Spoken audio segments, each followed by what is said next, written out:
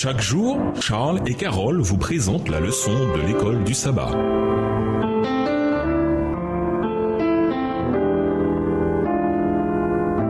Bienvenue dans votre émission Dieu nous parle. Nous voilà à la leçon de vendredi. Pour aller plus loin, nous vous invitons à lire dans le livre Témoignages pour l'Église, le volume 2, le chapitre 42 à la page 355, ainsi que dans le livre Conquérant Pacifique au chapitre 35 aux pages 331 à 338, ces deux livres écrits par Ellen G. White.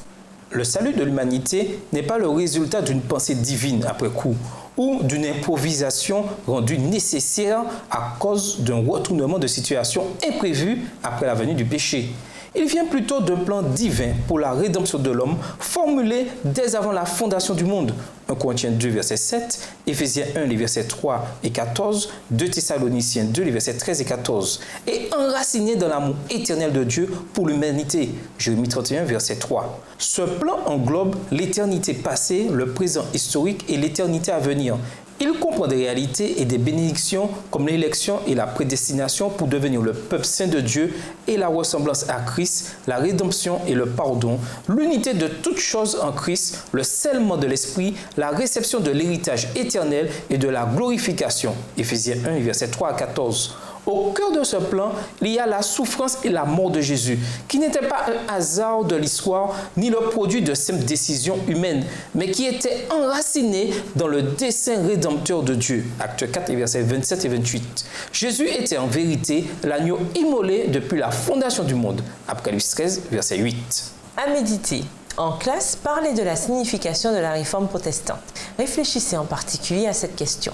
Notre monde serait-il tellement différent aujourd'hui si elle n'avait pas eu lieu?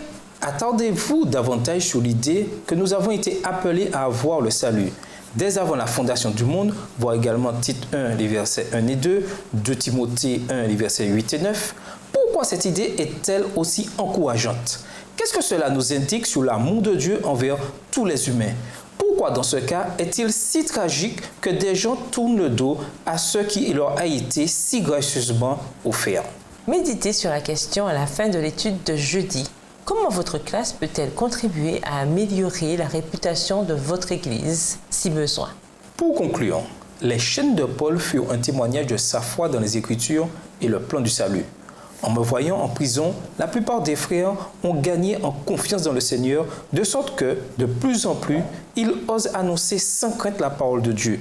Philippiens 1, le verset 14. Paul considérait l'affliction et la souffrance comme un avantage pour l'édification du royaume. Dieu tourna son malheur en bonheur.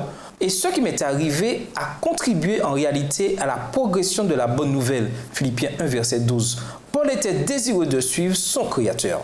Sa foi dans le plan divin lui donnait l'assurance que Dieu ne l'abandonnerait jamais. Deutéronome 31, verset 6. Une telle foi inspira des gens dans le monde entier. Les chaînes de l'apôtre devinrent ses plus grands atouts. Aujourd'hui, notre persévérance et notre foi en l'amour de Dieu pendant nos épreuves peuvent servir de témoignage à son amour et à sa puissance. Osez-vous dire aux autres comment Dieu vous aide à remporter la victoire dans votre vie? Osez-vous partager son message de salut? Vous avez l'occasion de faire bouger les choses. Oserez-vous la saisir? Au revoir. Et à demain si je veux. Dieu nous parle. Chaque jour, Charles et Carole vous présentent la leçon de l'école du sabbat.